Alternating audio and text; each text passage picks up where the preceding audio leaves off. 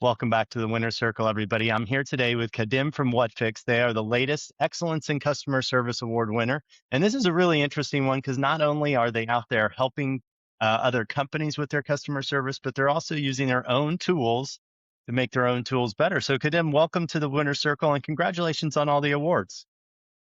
Thanks for having me on the show, Fordyce. Really happy to receive that award, and thanks to my wonderful team. Yeah, it's always good to have a good team behind you to nominate you for these types of things.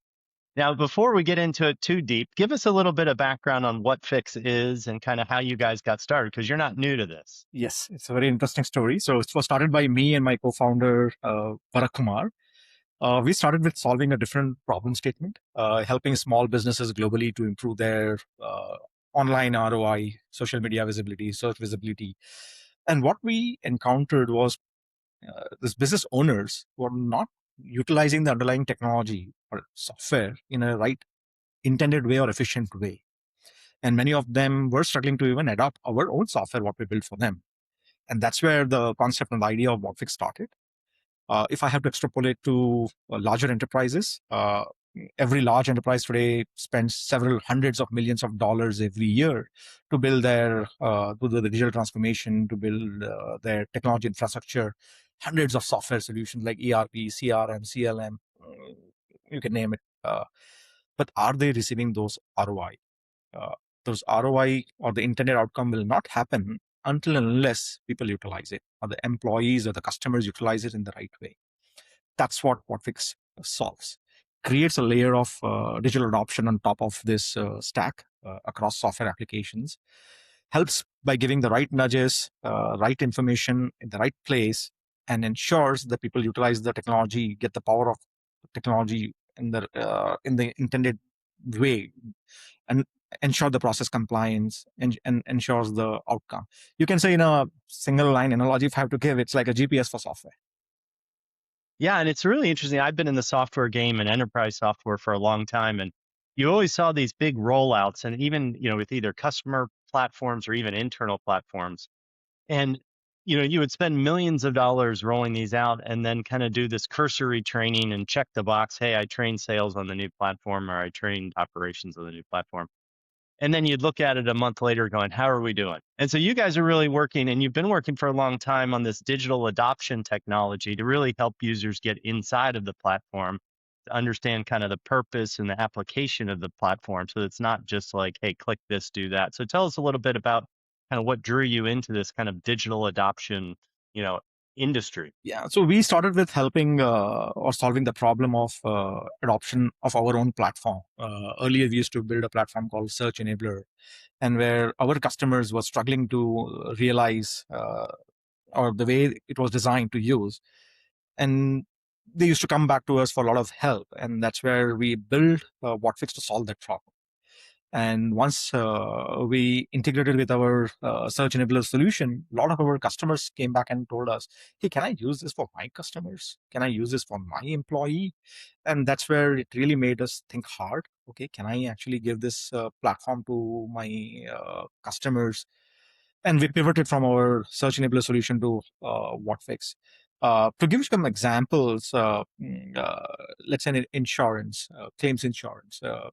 There was a calamity or suddenly there's like hundreds of claims happening because of fire, earthquake during earthquake or any such.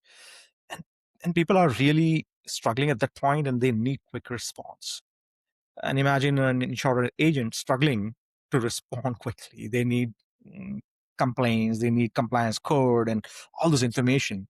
We have helped several insurance companies, their agents, to ensure that compliance and response times are uh, to the dot.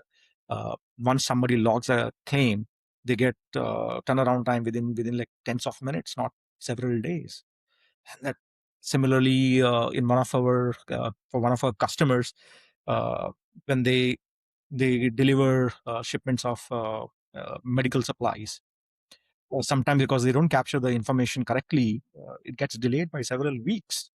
But because Fix ensures and gives them the right nudge, what information to be collected, what information to be filled, it gets first time right, and that several weeks delay can be avoided and shipments can happen in within like 24 hours.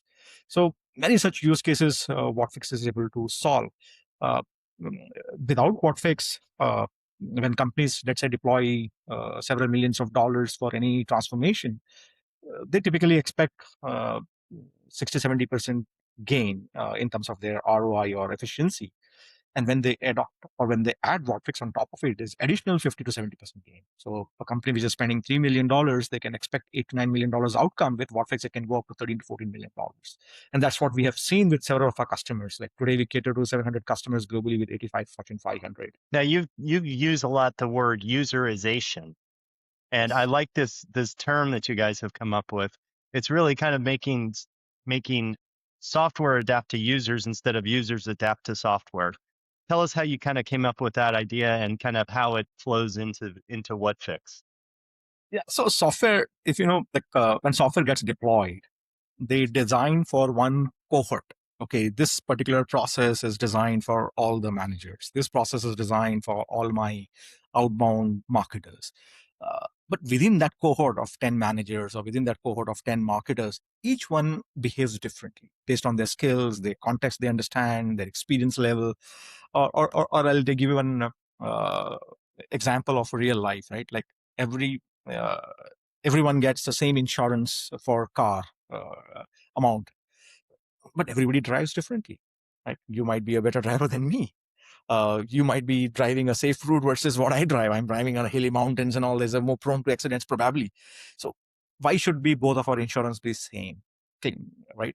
Our insurance amount should be same. It should be very, very specific to you, very, very specific to me, based on the telemetry, what it can collect, how safely you drive, what routes you take regularly versus I do.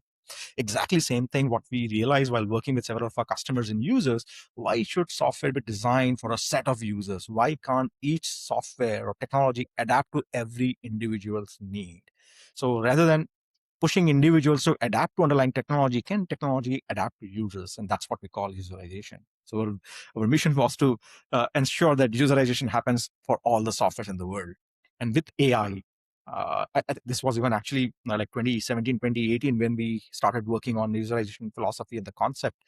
And with AI, this just accelerated because AI helps us to understand the context. AI helps us to customize to every individual's need, and userization, well, just got accelerated.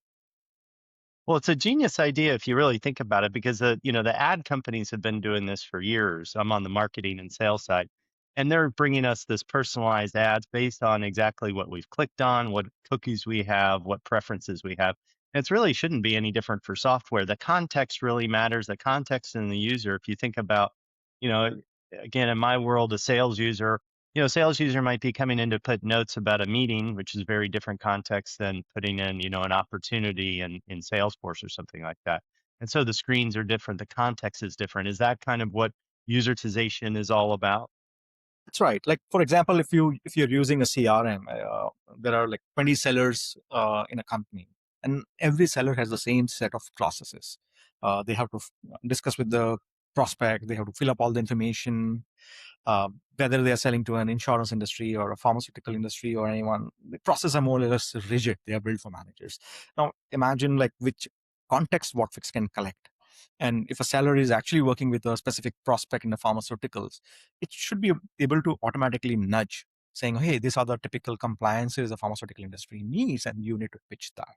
These are the typical use cases which your pharmaceutical companies actually utilize this your software for.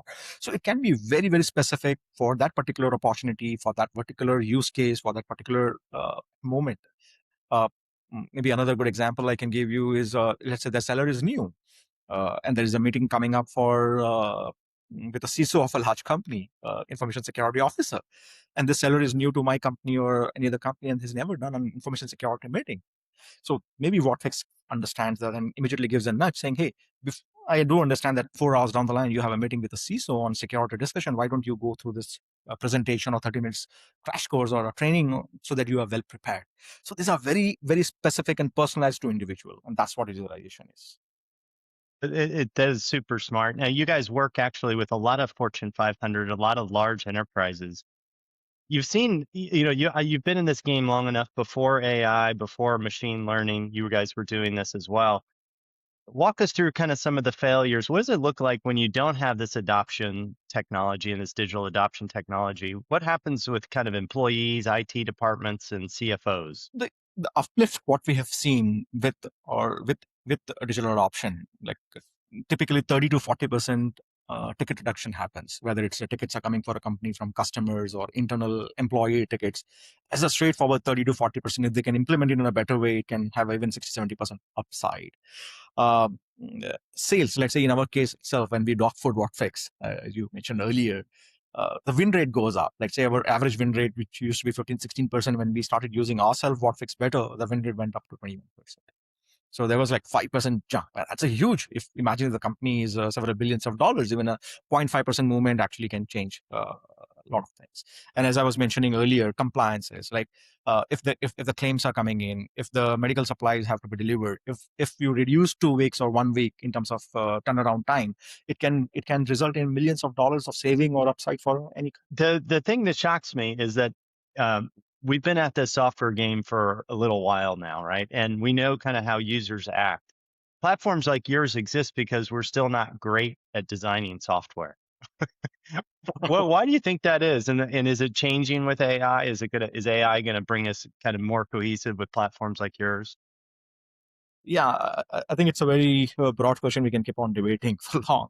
But think about, like, when the enterprise softwares are built, each each software gets customized for specific need of an large enterprise or companies, right? Like, and that's why hundreds of large SIs exist.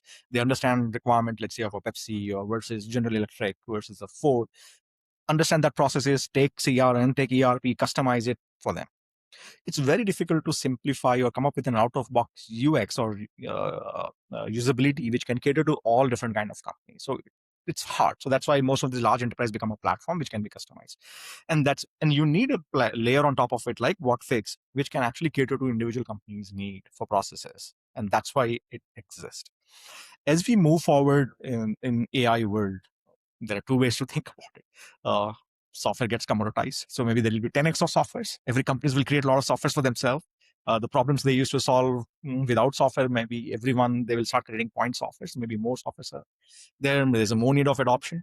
Another way to think about it now, Botfix also comes inbuilt with intelligence. As I was mentioning about userization, we can give more just-in-time nudges, which are very specific to make individual more productive. They can use the power of not only underlying software, but they can use the power of AI as well. So, for example, if somebody is working on a CRM or on a specific opportunity, and they also have AI deployed as part of their company, Whatfix can actually bridge that gap in there. Based on that particular use case at that point, Whatfix can actually trigger saying, I'll get the information from Copilot, or I'll get the information from ChatGPT, or and make sure that AI power is getting used by every individual. Many of our companies, many of our customers actually use Whatfix to ensure AI adoption goes up. Yeah, well, and if you have numbers like that where you can get the increase in revenue, the increase in customer satisfaction, there's, you know, these Yes. tools do sell themselves. Now, what I liked about your nomination is it really wasn't about the technology; it was about your team using the technology inside of your own company. So we used to call that dog fooding, and you know, I was in the voice services business, and so we always did. You know, you ran all your phone calls over your own network and tell how the network was working, right?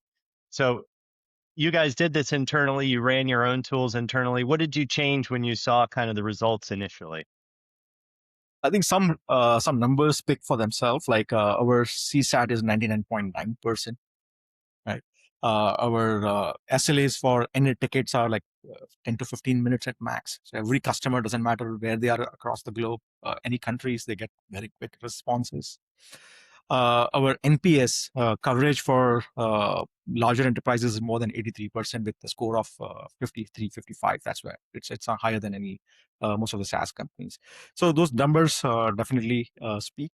Internally, we use our own products like Whatfix adoption platform. We use on top of our CRM, on top of our other SaaS products. What we use internally, we last year we launched also a solution for simulation, right? Like you have a application simulation You have a voice simulation, like how you can create a role which you can play with in terms of how customers would talk to you, objection handling. And this is simulated environment, but it's like real time, real life. Not only I work and talk, but I can actually perform on a process.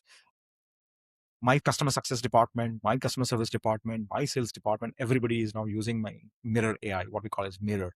It's a safe environment. It's not a production. We have a lot of customers now started using it. So that's my another one. Uh, Whatfix adoption solution also came up with our own. We also started creating agentic DAP. So primarily three different roles. We have content creators or content authors who create content using Whatfix, which can be used by consumed by employees or end customers. So we create an authoring agent. So 30 to 40% of authoring effort really went down. We keep on. We will continue to add more capabilities to it. So probably a year down the line, we should have 70-80% of content creation should be automated. Now, the input of content creation, what content to be created, should come from analysis, how people are using the software. So we had a product called Product Analytics, where we are shipping it with the Insight Agent, which continues to analyze how the usage patterns, gives the recommendation what content should be created, where are the process gaps, where are the drops. Eventually, this will also feed back to authoring agent to create content on the fly.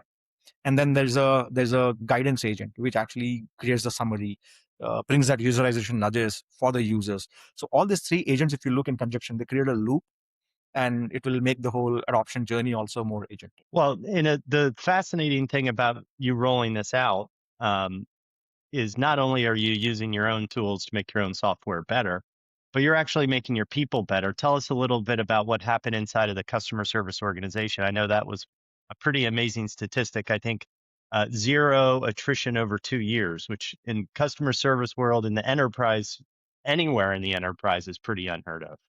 Yeah, when you get 99.9% of your CSAT score, I think people don't want to leave the organization. See, if you look for us in AI, if you look at AI transformation or any kind of a large transformation, there are two set of companies. One set of company which would take your new technology and try to force fit in your existing processes. They force fit the existing roles and responsibility to use the new technology, and the upside is not substantial. Whereas a forward-looking companies, innovators, or early, they take the new technology and they reimagine the work they do with that technology. So with AI transformation within Whatfix, also when I'm seeing we are pushing a lot of our customers, they need to start reimagining how the work is done. So instead of using my AI to just ensure that a customer support person responds the ticket much faster, can the role evolve?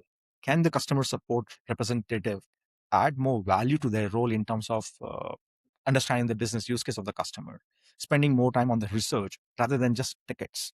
Because now they have more time because they are leveraging the AI. So when you change the roles and responsibility, when you start reimagining the role, people love that challenge. People know that there's a lot of value getting added to their experience, and they don't want to. What was the most surprising thing you learned when you kind of rolled it out to your own team? What did you see that you didn't expect? So I would try to give you another example. We also are trying out a product called Seek, which is a computer use agent, which understands how the software works, and it can mimic how human can operate on a software. It's one of the we are piloting with several of our customers. Uh, we rolled out to all our 900 employees. We just wanted to see how people can be creative, right? I can see the use cases from recruitment to customer service to outbound team, sellers, marketers. Everybody started coming up with the different use cases.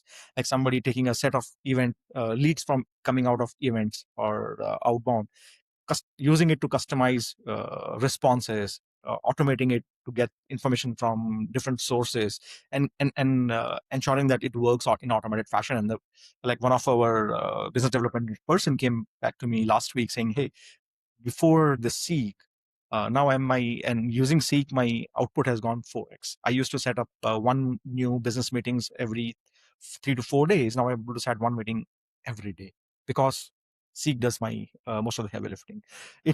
For my recruitment team. It screens resumes. Like every recruiter used to go through each of the profiles.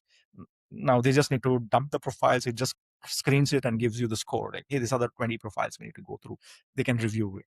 So you can reimagine the work everywhere. People are becoming creative. And of course, it's like always 80-20 people will take that, will be proactive, they'll figure out, and then it's contagious, it spreads.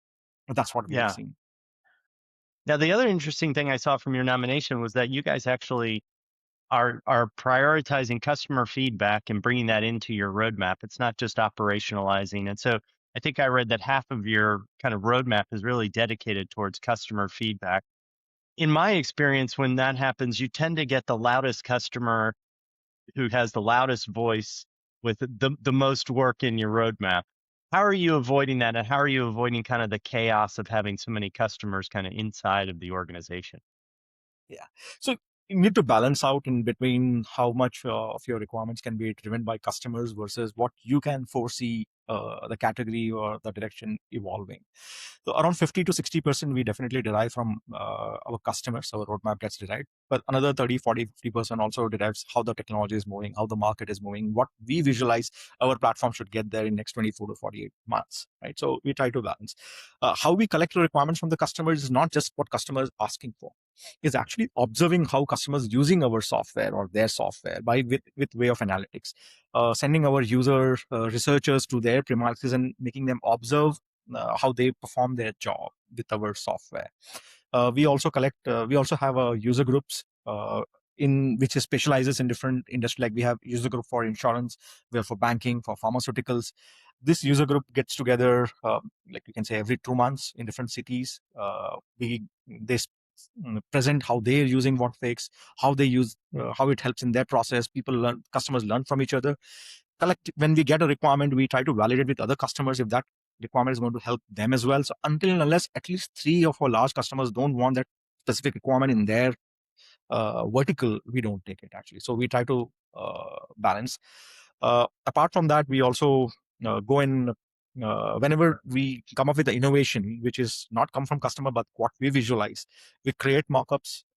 We sign at least three design partners by sharing them our mockups, our direction, what we want to take this feature or a module or a product. And once we have three design partners, we actually take it forward and work, iterate very closely with them. Like as I was mentioning about Seek, we had three design partners for it. The Mirror AI, we had three design partners for it. So once we shape the product, then we make it available to the larger groups. So it's very collaborative. Just to add, actually, we also have a customer, like how every company has board, right, which governs a lot of stuff. We have customer advisory board as well. So we meet 4 times a year, once in person, everyone. We have 10 customers, 10 to 12 customers from different industry representing, product head, myself, my technology officer, my head of sales. We all participate. It's like 2 day event when we meet in person. Otherwise, it's like every quarter, 4 to 5 hours. We show them what we are thinking. Each one comes with. They help us shape, and these are the leading customers or leading companies in their cohorts, in their industries. So there are several ways where we collect these requirements and try to balance with innovation. And of course, we try to avoid if somebody can dominate and shape us, push us in one direction. Yeah. It's always been a challenge that loud voice and that, passionate salesperson or passionate customer trying to drive your roadmap. Where do you think DAP goes in the next 5 years? We've obviously seen this very huge transformation with AI and screen reading and everything else that's going on. You guys have been in this category for a long time. What do you think changes in the next 5 years? Yeah. Adoption of a software or a technology is always going to be a challenge, whether it's a digital transformation, AI transformation. So its shape and form might change. How we give the nudges, how we actually help the employees to become more productive, things might evolve there. So far, people were expecting from us that we will help them to guide on using any process or a compliance. As we are going forward, we are learning from customers. We are visualizing that not only guide, people are also expecting us to do it on their behalf, saying, "Hey, I want to do this. Just not show me. Tell me. Just get it done for me." Right. So it's right that rather than just show and tell, can you do it for me and show me the outcome? So that's where the direction it's moving, and that's where our computer use agent Seek and Mirror AI, which automates training, our agentic or AI agents, they're all moving in that direction. Now, you guys have been in this business for over a decade. You've raised millions and millions of dollars, and you've scaled this enterprise to be really, really an enormous entity.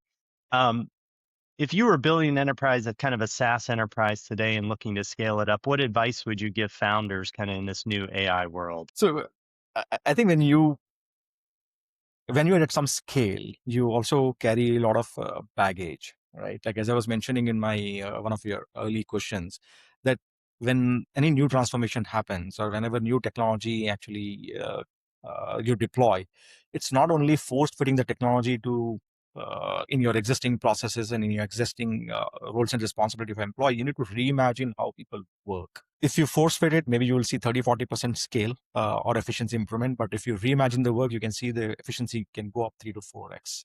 So if I had to redo it, I would reimagine every role, every function, how it works. Of course, we are transitioning.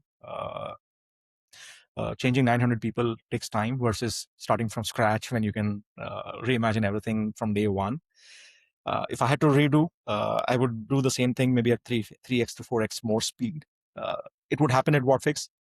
Quarter on quarter, we are increasing, but maybe if I had to start, I had a privilege of starting from day zero, I would start maybe 3 to 4x faster than what I am today. Well, everybody wants to go 3 or 4 times faster, I think. If there's one principle on how kind of Whatfix kind of attacked their customer service problem that you want to pass on to others, what would it be? I think you need to obsess with the maybe if I have to say SaaS, right? We all in a business of software as a service. Uh, I used to quote a couple of times like people, that first S of software really dominated. The second S, service, actually got marginalized. Right? So I would say it should be given equal importance. Without strong service, software adoption or software utilization or ROI would be diminished. Right. So I think if you've seen AI also, everybody's talking reverse service as a software. So I would say do not forget the second S of the SaaS. That's very, very crucial. And once you are obsessed with the service, your processes and your DNA, everything will start building up. In this fascinating conversation, I'm so glad there are platforms like yours helping us all make sense of all these new tools that we're going to have to adopt in this new AI age. I mean, the proliferation of software is going to be amazing. So thank you and congratulations again on all the awards. Thanks for that. Thanks for having me. And it was a wonderful chatting.